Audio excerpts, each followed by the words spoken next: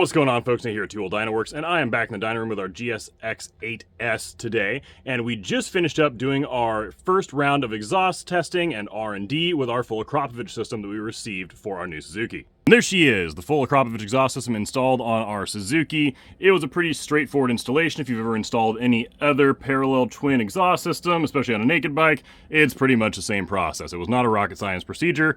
Fit and finish is standard Acra quality, and it looks fantastic.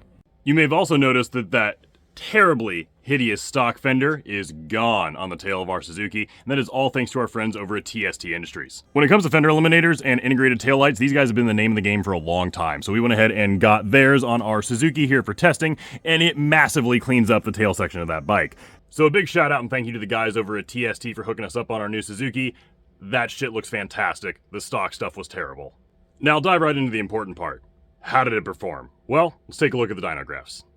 Okay, so what you're looking at here, run 30 versus run 16, is the blue line. Run 30 is our stock exhaust system and our intake modification we've already covered, versus run 16, the red line, which is this full Akrapovic exhaust system with the baffle still in place and the same airbox modification already done.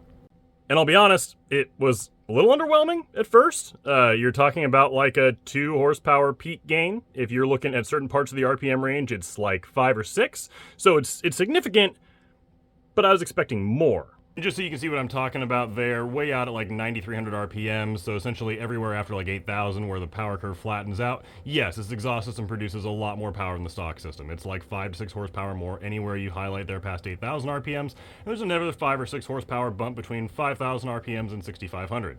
Now, on most bikes, I would say, well, fuck it, that's all she wrote. That's what this thing is going to make with the baffle in. Let's try the baffle out. But we had already done some additional intake testing on this bike off camera that I hadn't shared with anybody, and that involved removing the stock air filter, and I didn't have an aftermarket air filter to put in there yet. I wasn't going to tell people just not run the stock air filter, so I had to wait till some aftermarket ones showed up, and they did. We also went ahead and modified the airbox lid, and I'll kind of show you how I did that, but I don't really want you guys doing this because I guarantee you in the next couple weeks some aftermarket airbox lids will be coming out that you can install. Otherwise, you have to do this to your stock airbox. This looks like a third grader's art project. I literally just took a cutoff wheel to the stock airbox lid, so there's still something to hold the aftermarket filter in place, and got rid of this. But don't do this. Just hang tight for a minute while there's some airboxes being released, or some airbox lids for that matter, because I promise you, I know for a fact they're coming. Anyway, the baffle's still in. I've got the stock air filter out, an aftermarket filter in. I'm not going to dive into which one because I tested a couple of them. They worked the same. And the airbox lid is gone. What did that net us on this bike? And there you have it. The answer's more. Run 16 there is how this bike was with the stock air filter and the airbox lid still in place. And all I did, besides tweak the fuel mapping a little bit to match the additional airflow, was go ahead and install an aftermarket air filter and get rid of the stock airbox lid. Now again, this thing is making 86.25 horsepower and 63 foot-pounds of torque, but the gains there through the mid-range, just from freeing up the stock air filter and the airbox lid, are fucking huge. In fact, if I highlight 7,500 RPMs there right in the middle of that gain, you're looking at an extra 4 horsepower and 2 to 2.5 foot-pounds of torque throughout the entirety of the mid-range, and it even carries all the way to the over-rev section above 9,000 RPMs. So that just goes to show you that the stock airbox is really where the significant performance improvements are. Obviously, you need an aftermarket exhaust on just about any modern motorcycle to get things to flow. The stock cats don't flow well, stock header designs are garbage, and noise is the bigger priority than performance. So yes, the Acra is obviously a huge upgrade, but the additional upgrades to the airbox are, if not more, equally contributory to the end result that we have here now. Now, obviously, that was all with the baffle in, so I went ahead and pulled the baffle out of this thing, and it didn't do shit. I assumed, and again, assume is the big word here, that this baffle was going to have some sort of negative impact on performance, and I was wrong. So run 11 there is what I was just showing you how this bike was currently sitting with the airbox modified, the aftermarket air filter in place, the full Acra, and the baffle in. The red line, run 6, is the same thing, with the baffle out. As you can see, you're kind of just trading 1 or 2 ponies throughout the entire RPM range. It makes a little bit less through the mid-range with the baffle out and like 1.5 more at the top end with the baffle in above 9,000 RPMs. But that's nothing. I mean, that's nearly run-to-run variance on the dynos, that 1 horsepower fluctuation that you're seeing there. And it's just so much quieter with the baffle in. Now, a lot of people are going to be asking right off the bat, because they always do whenever a new model comes out, like, how necessary is an ECU flash? With the stock exhaust, I was pretty freaking blunt with you. There's plenty of fuel in the system with the stock system in place, and no matter what you want to do to the intake, there's enough fuel in it. Once you put an Acra on this thing, or its full system of any kind, I guarantee it's going to be the results with all the other stuff we test, you have to flash it. It's super lean. I mean, I'm not going to give exact fuel percentages because I just don't want to educate my competitors out there, but there's areas where I've added almost 20% more fuel with the baffle in this thing and the airbox modifications that we've done. If you want to run it super lean, be my guest, but I would highly recommend an ECU flash. And as I explained in our previous video, our ECU flash obviously offers much more than just proper fuel mapping. There's customized ignition timing maps. There's completely overhauled throttle-by-wire maps. There is the disabling of the O2 sensor fault codes, the air injection system fault codes, the evap canister fault codes, all the stuff you normally want to pull off a bike to save weight and get rid of the emissions features.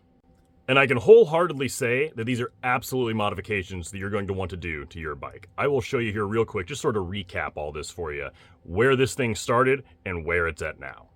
That right there is our bone stock run. Our baseline is run 4, the blue line, making 76 horsepower, 53 foot-pounds of torque. Run 11 is the bike I'm sitting on right now with the full Acra, baffle in, the airbox modified, and a aftermarket air filter, and it makes 86 horsepower and 63 foot-pounds of torque. Peak to peak, that is 10 more horsepower and 10 foot-pounds of torque. That's a huge gain. But not looking at the peak numbers, the gains through the mid-range where you're normally riding the bike are even more significant. You're talking about 14 horsepower and 11 to 12 foot-pounds of torque all the way through the mid-range, no matter where you're looking. And the last thing I really want to stress here is that this is absolutely the bike to have in the lightweight twin segment for the 2023 and 2024 model years. There's absolutely nothing to compare it to. The closest thing that's out there is the Yamaha R7, MT-07, whatever you want to call it. It's all the same Yamaha CP2 platform that's in those things. And it's not even in the ballpark. And just to show you how out of the ballpark this thing really is in comparison to the Yamaha CP2 platform, that is actually they're both run 11. The blue line is a Yamaha CP2 and an MT-07 with an Acra tie, a horde power airbox, and perfect tuning, and it caps out at 78 horsepower and 51 foot-pounds of torque. This thing's making 86 horsepower and 63 foot-pounds of torque. The gains through the mid-range between the two bikes aren't even comparable. The top end isn't even comparable. The electronics package isn't even comparable. There's not a single metric that you can compare these two bikes in which the Yamahas come out on top, and these are like only $1,000 more. And you have a quick shifter and auto blipper stock from the factory. Now, a lot of people watching this might say, well, what about the Aprilia? It's what keeps winning the Twins Cup. Okay, just simmer down. The Aprilia RS660 has this tendency to throw rods into orbit through the crankcase. That's not just like a one-off issue you might hear about on the internet. If you ever go to a Moto America Twins Cup race and just ask the Aprilia guys how many engines they take with them to each race, they're going to be pretty embarrassed because it's way more than one, because they got to replace a lot of them. And we've tuned a bunch of those as well. Yeah, they make more top end for now. They're at 99 horsepower to the tire with a full Acra and proper tuning. They make 49 foot-pounds of torque. Obviously, the red line there being the bike I'm sitting on now, our new Suzuki GSX8, murders it in the torque department. And it makes the power sooner. So once this package is a little more fully developed, the GSX8 will just crush the RS660.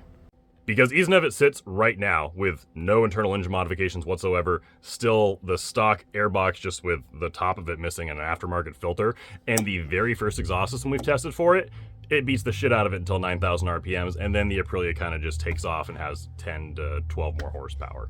But again, it's early days for this thing, which is why we decided to buy one. We're going to be keeping it for a long time. We'll be showing all the modifications we do to it and all of our tuning results as exhaust and intake systems come in. And because these are a Japanese bike, they have, the added benefit of not exploding all the time. Aprilia. So that's all I've got time for today, folks. We will be doing even more intake testing on this bike, because like I said, I had it on good authority that some airbox lids are already in the way, which is why I hacked ours up. And there's even some velocity sacks we already have coming to do some prototype testing from one of our other friendly manufacturers that I'll remain nameless here at the moment, and some additional exhaust systems that are on the way and just waiting for snail mail, because it's that holiday season, to show on up. Now, if you'd like us to flash your GSX8S or GSX8R or your V-Strom 800, whatever, it's all the same engine and ECU platform. Can't trust us enough. It's all the same stuff. We'd be more than happy to. Our ECU flash is on sale through the holidays for these bikes for $300. And if you have any questions, do not hesitate to email us at support@tooldynworks.com.